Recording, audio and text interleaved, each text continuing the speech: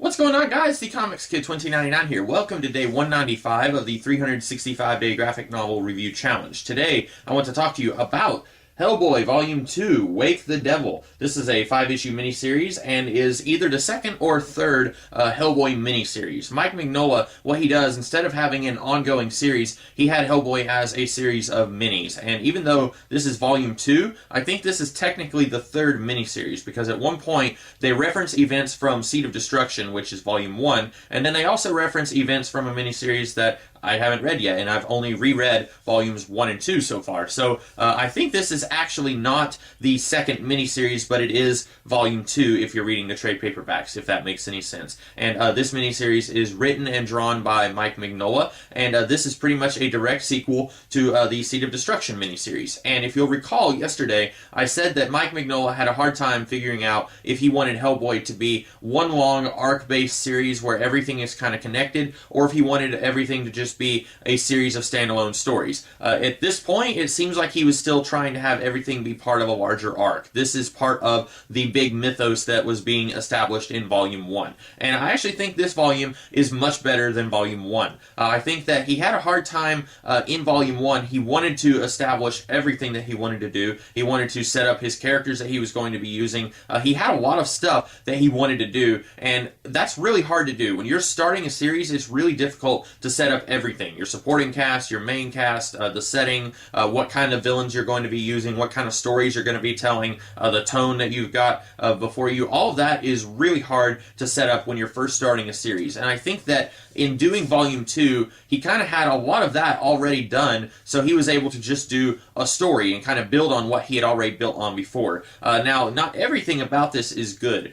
For example, we do get the return of Rasputin, and we get his Nazi allies who were briefly seen in Hellboy's origin in Volume 1. They come back and they have a larger role. At this point, though, we are told that Rasputin, he is somehow in cahoots with the Baba Yaga, which is kind of this witch mother, witch grandmother from Romanian mythology, I believe. And we had no indication that the Baba Yaga was in any way connected to Rasputin in Volume 1, so it feels a little bit retconny and not in a good way when in this volume suddenly Rasputin is telling his Nazi allies that when he was a boy the Baba Yaga visited him before he went to work for the royal family in Russia. It just feels a little tacked on, and I don't really see that it adds anything here. The Baba Yaga doesn't actually do anything important in this book. She shows up at the very end talking to Rasputin, and that's in an epilogue that wasn't even part of the original miniseries. It was just created for this trade paperback. So I don't really understand why Mignola felt the need to add the Baba Yaga to Rasputin's backstory. I think him being a John the Baptist type figure for the Ogzru Jihad, I think that that was fine as part of his backstory. We didn't need to add other stuff from mythology to Rasputin's backstory. And I'm totally fine with taking bits and pieces of mythology from all over the world and crafting a new sort of mythology for Hellboy. I'm fine with you taking vampire mythology and adding it to Rasputin, and then adding these space demons, the Ogdrug Jihad, and then if you want to do a story with the Baba Yaga later on, you can do that. I'm fine with doing stuff like that. You can mix and match, use a little bit here, a little bit there, but don't add the Baba Yaga to Rasputin's backstory if it doesn't actually do anything to alter it in a meaningful way. Rasputin is dead in the story. He was dead at the end of Volume 1, and he's there kind of trying to maneuver events as a ghost,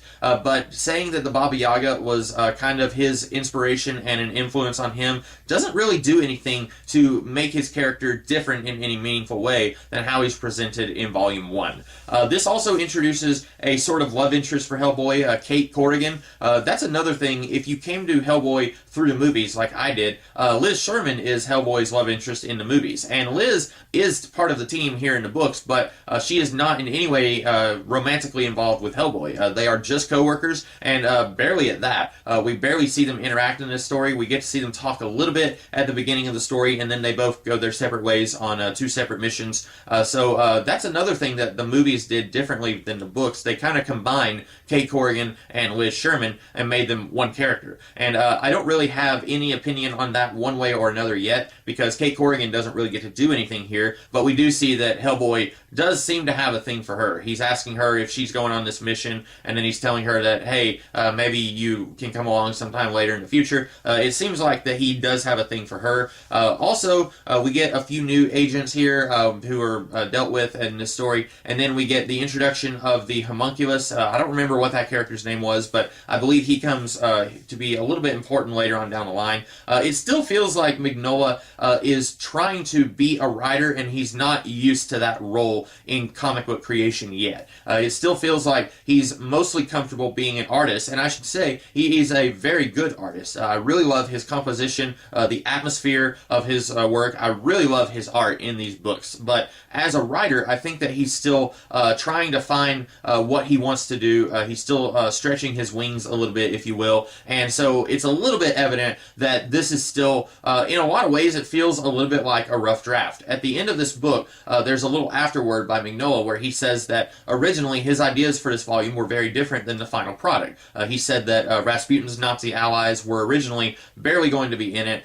He said the homunculus was going to be much more important in the final draft, and then he changed some things about halfway through doing this miniseries. And I respect an artist who has a plan but then realizes that that plan isn't going to work, so they need to change their plan up a little bit, even if they're doing it midstream. I respect that. I understand that just because you plan something out doesn't mean that that's the direction that the story needs to go, but this seems like something that he should have worked out before he started scripting the series. If he figured out that Hellboy needed to have a bigger part in the finale of the story, and he didn't need to leave it up to the homunculus to come and rescue Hellboy, he needed to figure that out before he started actually creating this miniseries, and figured that out when he was still plotting the whole thing. But you can tell that Mignola is trying to become more comfortable as the writer of this series, and I'm assuming that whenever he asked John Byrne to help him with Volume 1, that he wanted to get into the writer's seat as soon as possible so that this could feel like his baby and not something that he co-owned with somebody else. That's just me assuming things. I don't know if that's true or not. But overall, I like this one quite a bit more than Volume 1. I think that it is a step up. It's still not perfect. There's still some things about it that are problematic, I think, but this is a marked improvement over what we got in Volume 1. So those are my thoughts on Hellboy, Wake the Devil. I hope that you guys liked this video, and if you did, be sure to like, share, comment, and subscribe, and I will be back tomorrow with another review. In the meantime, you guys have a great rest of the day. Catch you later.